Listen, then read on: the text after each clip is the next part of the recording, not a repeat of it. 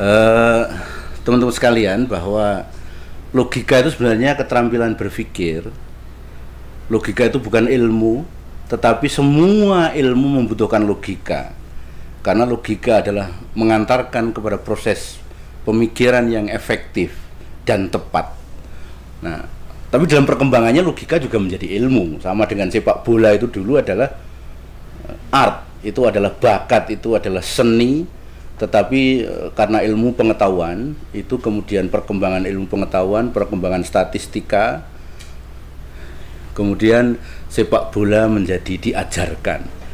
Tetapi sekali lagi, karena ini titik beratnya adalah praktek, maka Anda belajar sepak bola di kelas tidak mungkin bisa sepak bola beneran apabila tidak belajar di lapangan. Oleh karena itu, kata kuncinya dari belajar logika adalah bagaimana Anda mempraktekkan apa yang sudah didapat dalam meja kuliah. Menyetir mobil itu keterampilan. Anda belajar teori menyetir mobil, bisa lulus, tetapi tidak mungkin bisa nyetir tanpa memegang mobil. Ini problem yang serius. Nah, bagaimana berlatih logika? Logika itu adalah proses berpikir. Manusia tidak akan bisa lepas dari proses berpikir. Aristoteles mengatakan bahwa proses berpikir itu minimal berdialog dengan dirinya sendiri, minimal ngobrol dengan dirinya sendiri. Baru kemudian kalau Anda lebih ingin memperdalam lagi, ya ngobrol dengan orang lain, berdebat dengan orang lain, atau paling tidak membaca, atau paling tidak menulis. Itu nanti akan mengasah kapasitas berpikir Anda. Kembali kepada persoalan logika. Logika adalah proses berpikir yang efisien, dan makanya itu logika adalah ilmu menalar, ilmu kecakapan, dan menalar berpikir dengan tepat, the science and art of correct thinking. Sehingga subjek mater logika adalah kegiatan pikiran. Apa produk pikiran? Nah, itu kan begitu. Apakah pikiran orang bisa dipelajari? Ya tidak, kalau pikiran itu namanya ilmu apa, membaca pikiran orang? Bukan. Pikiran yang diekspresikan melalui bahasa. Bahasa itu bisa apa saja, bisa bahasa isyarat, bisa bahasa tulis, bisa bahasa lisan. Oleh karena itu, orang berbicara itu sekaligus mengandung unsur logika. Anda tidak mungkin bicara tanpa logika, kecuali bicara cinta. Cinta itu tanpa logika. Tidak ada logika dalam bercinta. Ada separuh nafasku hilang, separuh jiwaku pergi.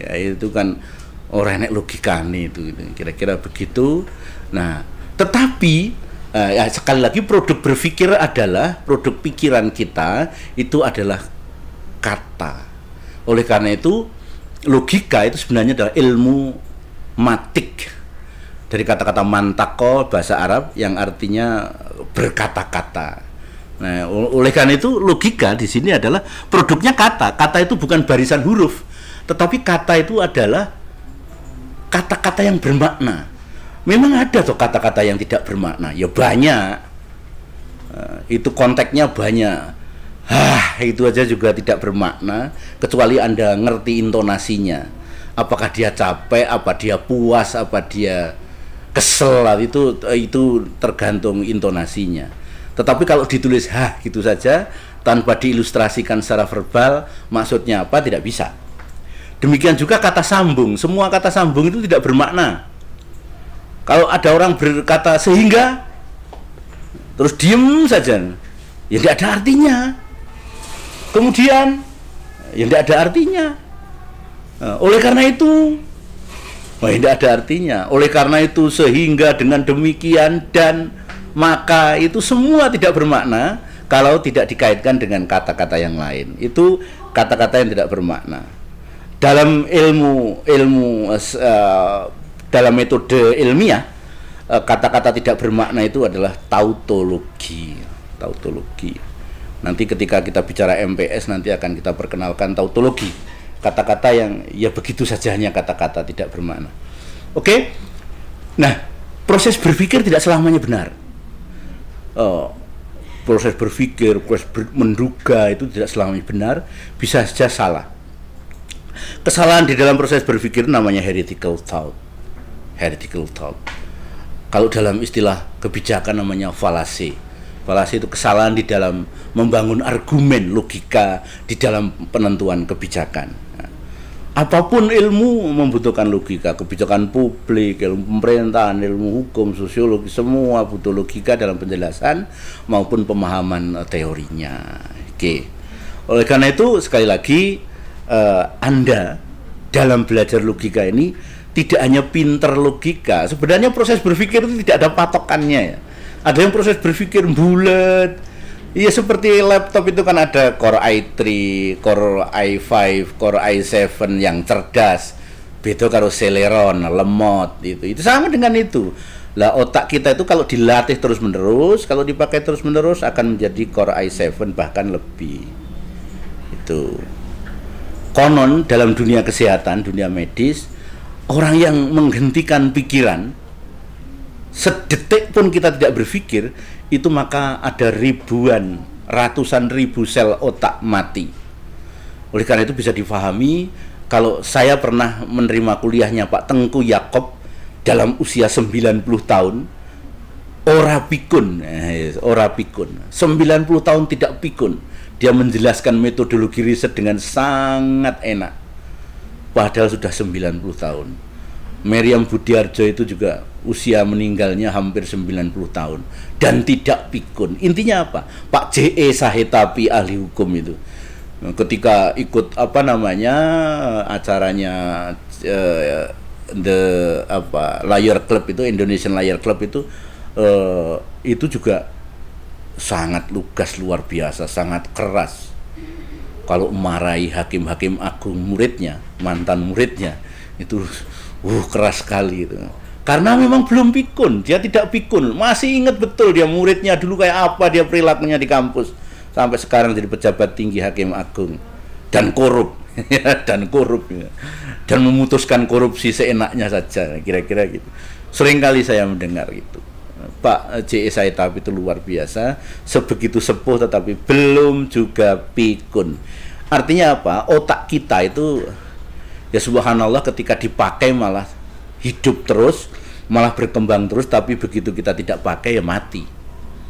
Dan mati sel otaknya itu bisa pikun, bisa lupa sebagian atau keseluruhan. Bisa schizofrenia, bisa penyakit rodok gila. Nah, saya kira itu. Nah, dasar untuk membangun kedirian keilmuan ya logika. Kalau Anda pintar logika, pintar membaca teori, maka Anda kuat di teori. Anda bisa membangun argumen. Argumen yang dibangun itu dalam bentuk apa? Dalam bentuk skripsi, dalam bentuk tesis, dalam bentuk disertasi kalau S3. Itu semua sama, tradisi keilmuan itu seperti itu. Untuk mewujudkan kedirian keilmuan dan tanggung jawab keilmuan, bahwa Anda menyandang sarjana, Anda harus mampu menganalisis masalah sekaligus menemukan solusinya. Nah, itu dalam bentuk skripsi, tesis ataupun disertasi. Kemudian yang ketiga, kebenaran. Jadi kita kebenaran itu apa? Batas-batas kebenaran itu sampai seberapa? Bagaimana filsafat memahami kebenaran? Karena memang logika adalah cabang dari filsafat. Hakikat, fakta, dan kebenaran, dan seterusnya. Nah, kemudian yang ketiga, yang keempat, objek bagian pertama, objek logika, bahasa, jenis-jenis bahasa. Ada gagasan, ada term, ada tanda. Asiknya gini, asiknya manusia itu tidak pernah selesai menyampaikan ide dengan bahasa. Tidak pernah selesai menyampaikan ide dengan bahasa. Mereka kebingungan sendiri. Katanya jual minyak angin, kok isinya cair. Nah, itu juga katanya gudang garam tapi isinya tembakau. Ada banyak fenomena-fenomena yang nyeleneh. Busway di Jakarta itu ada tulisan busway, tetapi kalau Anda membawa bis melewati jalur itu ditangkap. Padahal artinya busway itu jalur bis. Nah, tapi kalau bis lewat situ tidak boleh. Busway itu artinya jalur Transjakarta. Nah, ini kan aneh itu. Handphone itu apa ada footphone? Apa ada footphone? Lah ini nanti ada makna konotatif, ada makna denotatif, ada tidak semua ide bisa terbahasakan. Tidak bisa semua ide terbahasakan. Tidak bisa diwakili oleh bahasa. Oleh karena itu ada banyak kesepakatan-kesepakatan yang harus tetap kita buat. Minyak tanah, minyak terbuat dari tanah. Minyak rambut ya, bukan minyak terbuat dari rambut. Salah Anda. Minyak angin, minyak terbuat dari angin, ora enek. Jadi angin itu nek diperes jadi minyak katanya. Katanya akan ada minyak angin. Ndak bisa. Minyak goreng. Jadi soal minyak goreng, minyak rambut, minyak wangi, minyak tanah, minyak kelapa, minyak itu sudah berbeda-beda logikanya. Oleh karena itu saya katakan tadi prinsip logika sebenarnya tidak ada. Prinsip logika itu banyak kesepakatan-kesepakatan. Dan seringkali itu menjebak. Dalam bahasa misalnya prinsip bahasa kalau dibendakan itu ada kean, didik menjadi pendidikan, capek menjadi kecapean. Coba rasa malu, Anda definisikan kemaluan, kan repot nanti jadinya. Jadi malu ya rasa malu, bukan kemaluan. Kalau kemaluan sudah beda lagi maknanya. Ini asik, ini berbahasa itu asik karena memang tidak ada prinsip yang otentik, yang orisinil untuk semua. Yang ketiga ada yang berikutnya adalah objek logia bagian kedua, yaitu pembagian, klasifikasi. Hakikat berpikir itu ya membedakan, mengklasifikasikan, mengukur, mengurutkan, itu hakikat berpikir. Nanti kalau sampai kepada nanti membuat konstanta itu proses berpikir yang paling tinggi. Proses membuat teori, membuat hukum. Kemudian berikutnya adalah penalaran dan silogisme yang ketujuh. Kemudian kita yang kedelapan adalah UTS, yang kesembilan adalah proses generalisasi. Bagaimana mengembangkan proses generalisasi? Tak sambil minum kopi biar nggak ngantuk. Berikutnya adalah yang ke-10, penalaran bagian kedua. Bagian pertama ada deduktif, ada induktif, ada kausalitas. Kemudian penalaran bagian kedua ada analogi, ada kias. Kalau Anda pintar membuat kias, teori, semua teori adalah isomorf. Kalau Anda mampu mengisomorfkan sebuah teori, maka Anda akan banyak berpikir. Anda akan mampu berpikir dalam banyak aspek tentang teori itu. Tapi kalau Anda hanya apal asumsi teori, Anda kehabisan kata-kata nanti. Jadi oleh karena itu sekali lagi berteori itu adalah membangun isomorf, membangun model. Kemudian yang ke-12 kesalahan logis. Logika itu, berpikir logis itu bisa salah loh ya. Berpikir logis itu bisa salah. Ya, satu contoh misalnya begini. Saya punya tetangga kaya raya, tetapi anaknya nelen duit 500 saja suruh muntahin lagi ya. Ini kan aneh ini. Pada satu sisi dia kaya raya, duit 500 saja kok suruh muntahin. Coba kalau makan bakso dimuntahin lagi karena sayang uangnya misalnya, gitu kan beda maknanya. Jadi itu kesalahan logis namanya. Nanti akan banyak sekali kesalahan-kesalahan logis yang ada di dalam biasanya logika Cak Lontong itu kan kelucuannya menggunakan kesalahan logis ini.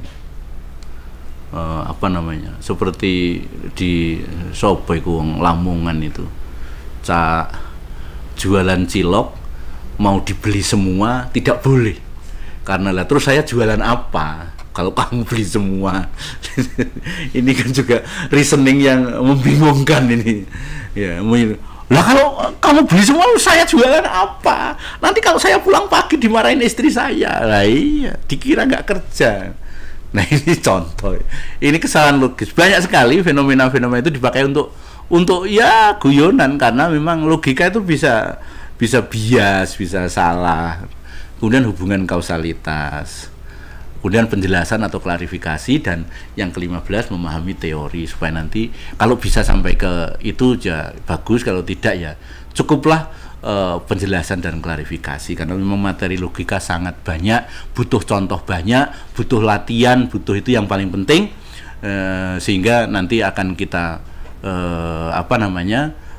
ketika Anda belajar logika beneran, nanti betul-betul harus sudah siap dengan latihan mengolah kata-kata. Ibaratnya begini ya, pengarang lagu itu semuanya kan lagu cinta. Kenapa dia bisa membuat ekspresi cinta dalam berbagai bahasa?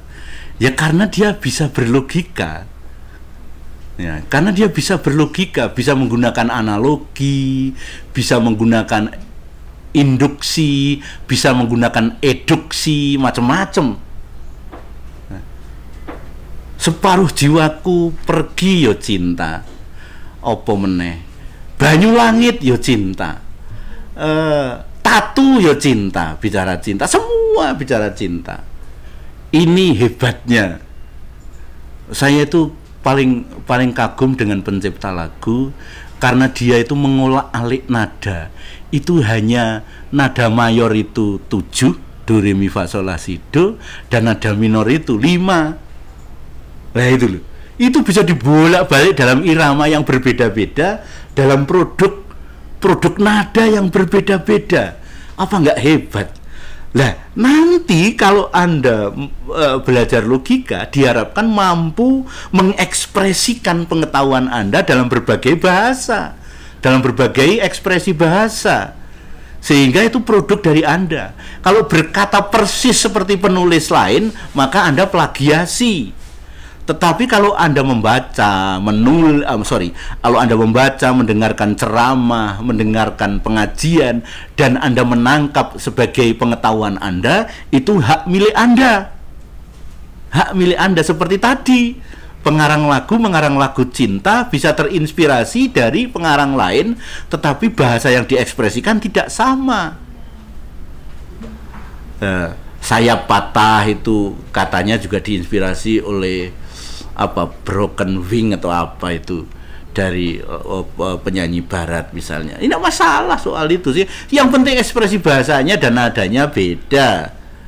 Ekspresi bahasanya dan nadanya beda. Maksud saya seperti itu, sehingga nanti kalau Anda membaca buku, kalau Anda mengikuti kuliah, belajar teori, belajar macam-macam, itu nanti Anda bisa mengekspresikan pengetahuan Anda dengan bahasa sendiri, dan itu kekayaan, tidak mungkin lupa.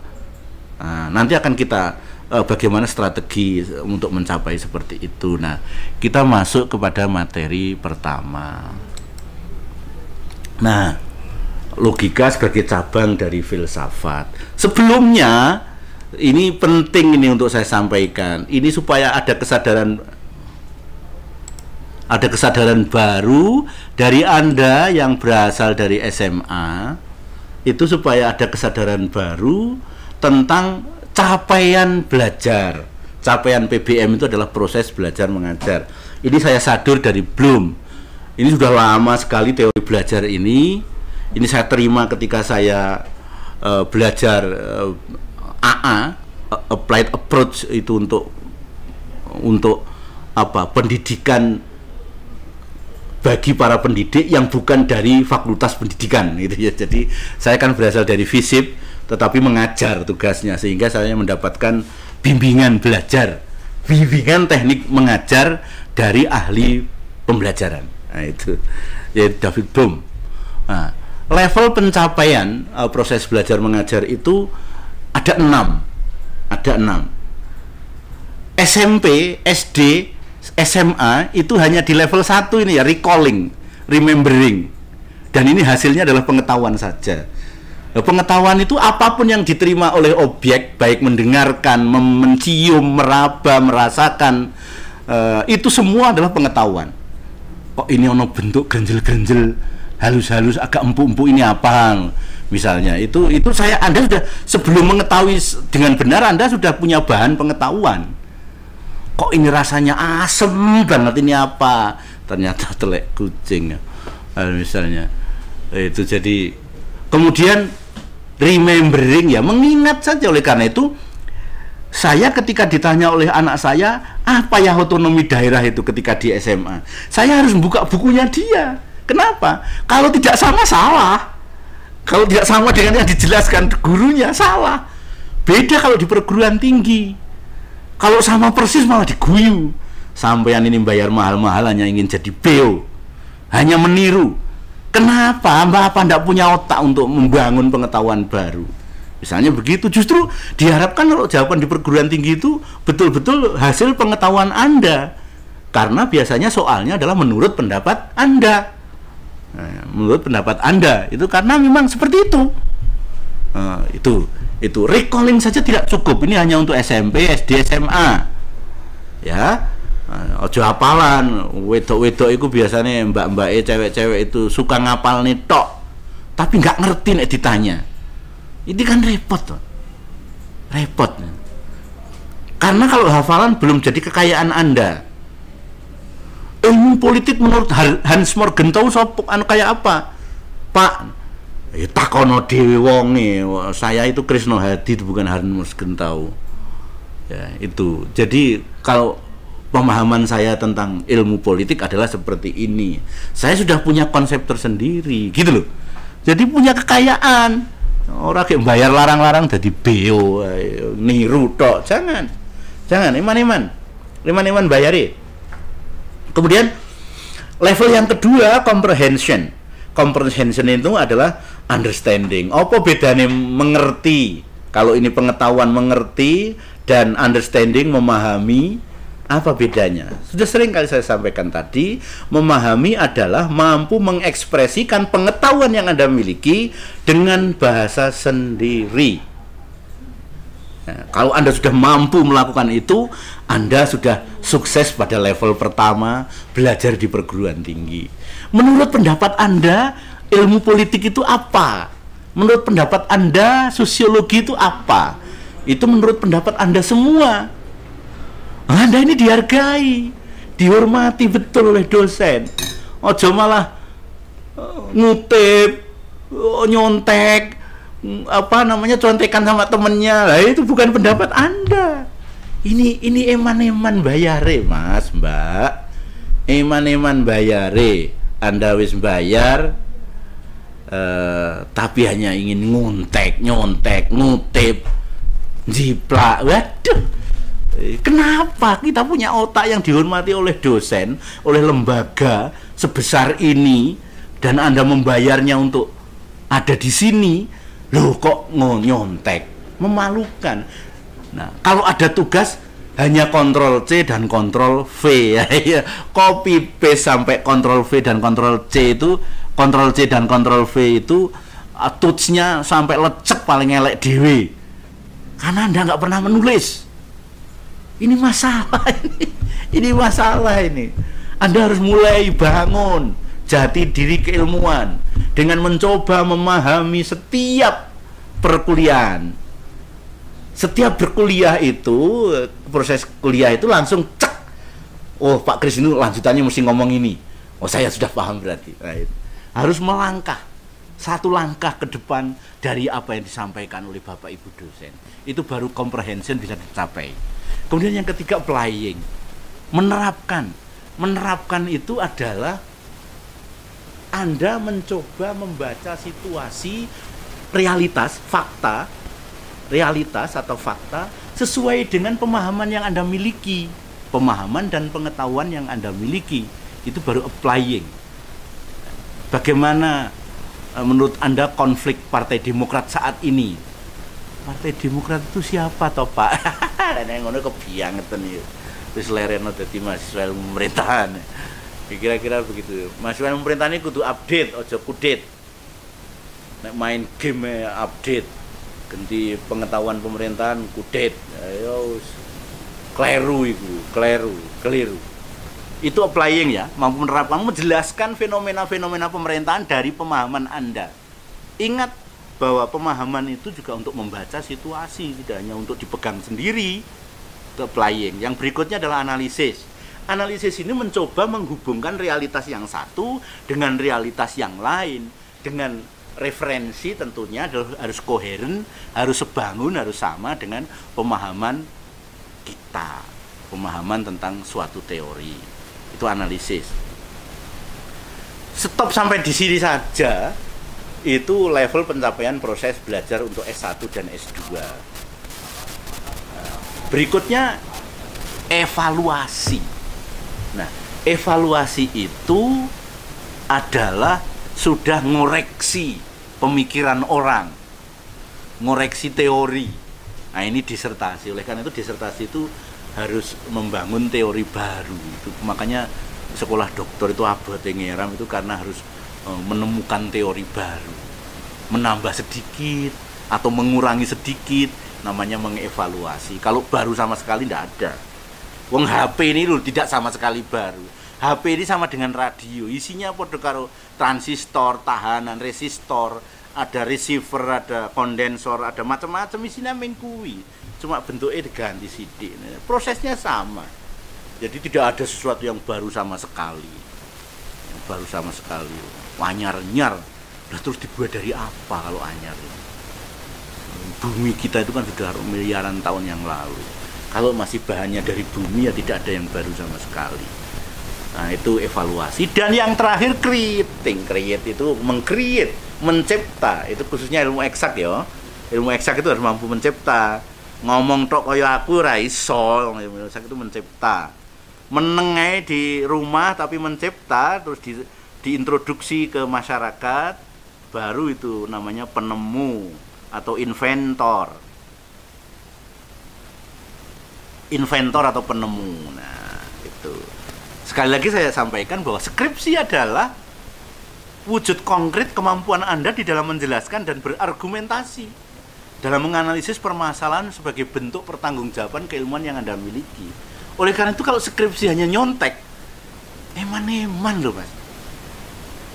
Apalagi ngumpul ke pendapat orang, terus sehingga dengan demikian, jadi pendapatmu cuma di pojok kecil, sehingga dengan demikian, berdasarkan dari pendapat banyak orang tadi, kita simpulkan bahwa, iya, itu kok eman-eman, pendapat orang itu untuk menguatkan pendapat Anda. Pendapat orang itu untuk menguatkan pendapat Anda. Itu yang penting. Oke. Itu. Oke. Jadi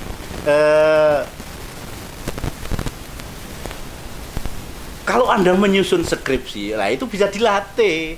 Kalau Anda membuat tugas terstruktur, Anda membuat paper, itu jangan sekali-kali copy paste. Hargai pikiranmu, hargai kekayaan yang kita miliki satu-satunya, yaitu pikiran. Itu harus kita. Siapa sih mau menghargai pikiran kita?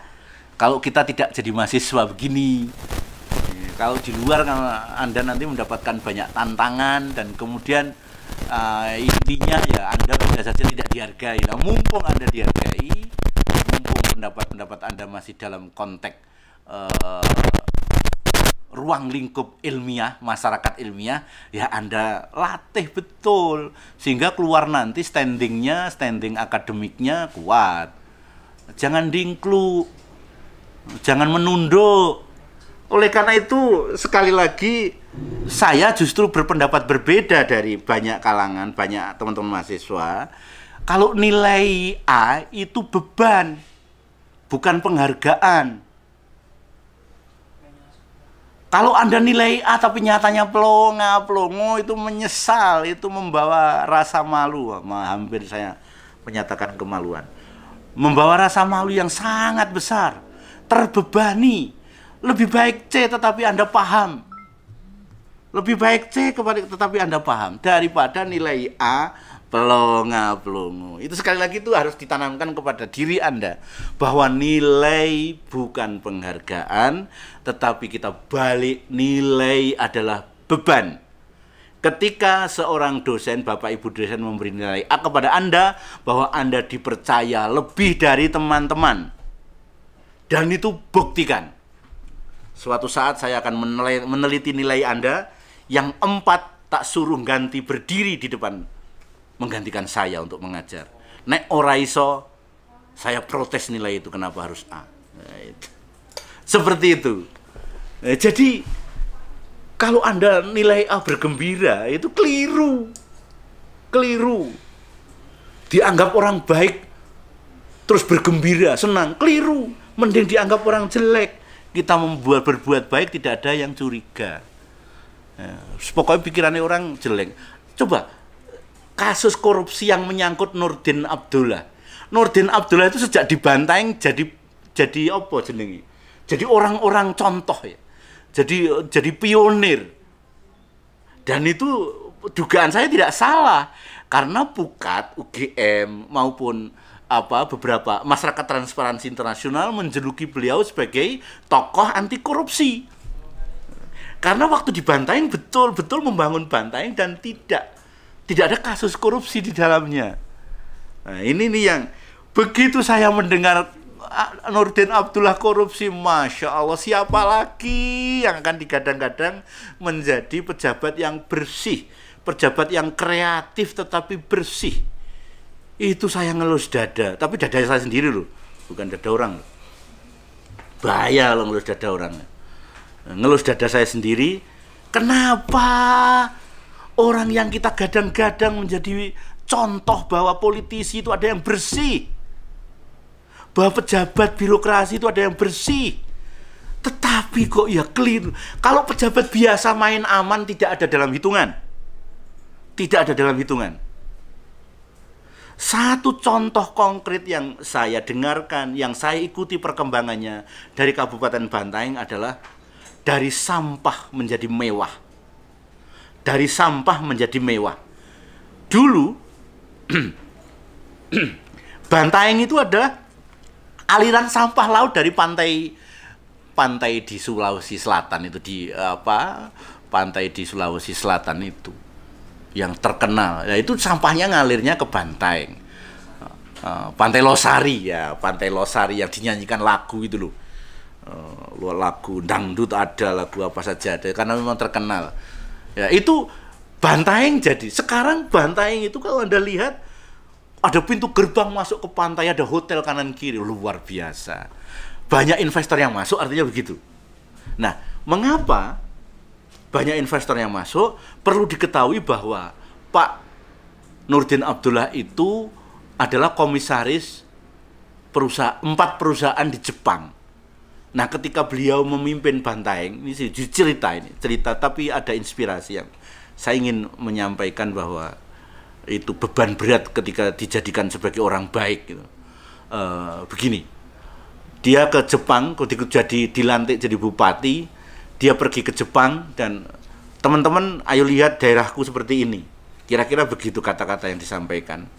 Akhirnya ada investor yang bangun rumah sakit, ada investor yang bangun hotel, ada investor yang mereklamasi pantai dan kemudian membangun taman di bibir pantai, dan jadilah area destinasi wisata yang sangat cantik. Itu selesai. Bahkan visinya kesehatan di sana adalah melayani Anda dengan gratis di rumah. Ya. Jadi pasien cukup di rumah dilayani oleh layanan kesehatan Bantaeng. Ada 6 ambulan yang tersedia dengan call center. Ada setiap ambulan dilengkapi dengan dokter anestesi dan dokter bedah, sehingga bisa operasi di mobil ketika misalnya ada orang mau melahirkan di daerah terpencil, maka dia bisa dioperasi gratis di rumah. Itu apa enggak hebat itu? Satu-satunya bupati yang punya, dulu disandingkan dengan bupati yang alumni, bukan alumni ya, dosen FAI yang luar biasa, Bupati Bojonegoro. Itu juga luar biasa, dan akhirnya hanya Bupati Bojonegoro saja yang sampai pensiun aman. Nggak tahu saya. Bupati Bojonegoro itu bagus karena kerjasama dengan Profesor Pratekno yang sekarang menjadi Menteri Sekretaris Negara. Semua dibimbing oleh beliau, mulai dari bagaimana menyiapkan visi misi, menerjemahkan ke dalam kebijakan, menerjemahkan ke dalam strategi, dan bagaimana mensinergikan berbagai kekuatan sehingga bisa mencapai Bojonegoro yang tadinya nomor 2 paling bawah garis kemiskinan, jadi nomor 1 waktu itu Trenggalek, dari bawah ya, nomor 2 Bojonegoro, baru nomor 3 Pacitan, nomor 4 Ponorogo. Nah, sekarang Bojonegoro menjadi di atas garis kemiskinan. Jadi nomor 13-14-an. Karena jumlah kabupaten kota di Jawa Timur itu 38. Kabupaten Bojonegoro berhasil berada di bawah tengah-tengah. Itu luar biasa capaian-capaian itu, dan itu seringkali di dalam kuliah saya sampaikan termasuk Bupati Bantaeng. Lah kok jadi gubernur korupsi? Apa enggak gila itu? Saya sampai mau marah ke siapa itu. Apa ini karena salah milih partai berarti saya menuduh PDIP sebagai biang kerok? Ternyata tidak juga. Karena di dalam ruang kerjanya ditemukan 1 koper uang barusan saja kemarin. Ini betul-betul, nek ngono ya sama saja, itu soal nafsu korupsi ya itu. Makanya korupsi jarno ae, Mas. Suwe-suwe tak gitu. Jarno ae ya. Mati ora digowo ya. Kadang saya sampai keluar kata-kata seperti itu. Nah, ini jadi kalau Anda nilai A dianggap baik, maka itu bebannya berat yang harus Anda tanggung. Sekali Anda kelihatan tidak paham, itu wis memalukan dan terlalu. Itu. Oke. Nah, sekarang ini capaian belajar ya yang harus Anda sadari. Ini disadari dan dilakukan loh ya. Jangan hanya mengingat remembering saja ya, mengingat pengetahuan-pengetahuan yang masuk ya. Itu jangan. Tetapi Anda harus memahami. Kalau bisa menganalogikan, membuat isomorf, mereka-reka. Gini loh, teori partisipasi itu pernah dipraktekkan Nabi ternyata. Nabi Muhammad SAW itu waktu membangun Ka'bah, itu para kabilah, para suku itu saling berebut ingin meletakkan Hajar Aswad supaya dicatat dalam sejarah kan gitu ya. Nah, kemudian Nabi Muhammad kan menengahi para kabilah-kabilah itu. Bagaimana menurut Muhammad? Menurut Muhammad kemudian beraksi menggelar sorbannya, kemudian Nabi Muhammad mengangkat Hajar Aswad ke sorban, baru para kabilah memegangi ujung-ujung dari sorban dan mengangkat bersama-sama. Dan itulah teori partisipasi. Itu sebenarnya seperti itu. Jadi semua ikut serta, semua merasa berjasa, semua merasa punya nilai dalam proses itu gitu loh. Itu kalau Anda bisa mereka-reka. Seperti begini. Korupsi itu sebenarnya membedakan antara ruang publik dan ruang privat. Ini pernah dipraktekkan kalau tidak salah oleh Khalifah Harun al-Rasyid ya. Khalifah Harun al-Rasyid atau bahkan Umar bin Khattab juga melakukan itu ketika beliau menyalakan lampu terang benderang karena memang mengerjakan tugas-tugas negara. Begitu ada tamu dan ditanya ada urusan apa, urusan pribadi, maka lampunya dikecilkan. Kalau urusan pribadi, maka kita harus berhemat karena ini duitnya negara. Kalau setiap pejabat punya perasaan itu, maka mental korupsi tidak ada karena ada ruang publik dan ada ruang privat, ada kesadaran publik, ada kesadaran privat. Dan itulah korupsi, malah petaka korupsi itu sumbernya karena tidak bisa membedakan publik dan privat. Ketika Anda jadi bupati, didatangi orang cantik, Pak, ini titipan dari ini pimpinan proyek ini. Jangan, itu nanti melanggar sumpah jabatan saya. Woi, gayanya begitu. Terus besok bupatinya ke kantor, tinggal ibunya. Bu, ini titipan dari ya ditaruh sana saja. Nah, iya, akhirnya tukaran itu. Jadi suami yang baik belum tentu tidak korupsi karena kalau diberikan ke istrinya berapa itu. Hanya Pak Hugeng saja, Pak Polisi Kapolri Pak Hugeng di masa Pak Harto yang ketika titipan itu ditaruh di rumah disuruh mengembalikan. Itu hanya satu-satunya orang itu. Makanya Gus Dur bilang polisi itu ada 3 yang jujur. 1 patung polisi, 2 Pak Hugeng, dan yang ketiga polisi tidur. Itu tidak pernah korupsi. Itu katanya Gus Dur seperti itu guyonannya ya. Seperti itu. Jadi Ini yang penting untuk Anda pahami. Jadi kalau Anda bisa, korupsi itu aslinya akar masalahnya apa sih? Akar masalahnya karena ketidaktahuan publik dan privat. Mencampur adukkan urusan publik dan privat. Itu sudah dicontohkan, ada iktibar di kan. Oleh karena itu, kalau mitigasi korupsi, anti korupsi itu sebenarnya nilai-nilai Islam banget itu. Nilai-nilai Islam banget. Jadi Nabi itu ketika ada dirham yang menjadi hak orang lain, beliau sampai tidak melakukan zikir. Beliau ingat ada dirham di bawah bantal yang mestinya harus disalurkan hari itu, dan dia lupa. Oleh karena itu dia memotong sholatnya, tidak zikir, dan langsung pergi, sampai para sahabat kaget ternyata intinya ada dirham yang belum disampaikan kepada pemegang haknya. Kalau itu semua seperti itu, alah, polisi korupsi kira ono. Orang ono. Kalau ada mobil dinas gue ngantar ke pasar, itu mestinya ndak boleh. Tinggal lebaran ndak boleh. Ya memang untuk operasi dinas. Kalau di kampus boleh loh ya, mobil fakultas dipakai kemana-mana, karena yo nomor platnya kan hitam, nggak ketahuan, nggak ada tulisannya, ini enak guys. Itu lah, kita sendiri tidak melatih, bagaimana nanti. Tetapi saya bangga kepada koruptor, karena koruptor itu hanya bisa dicapai apabila jabatannya tinggi.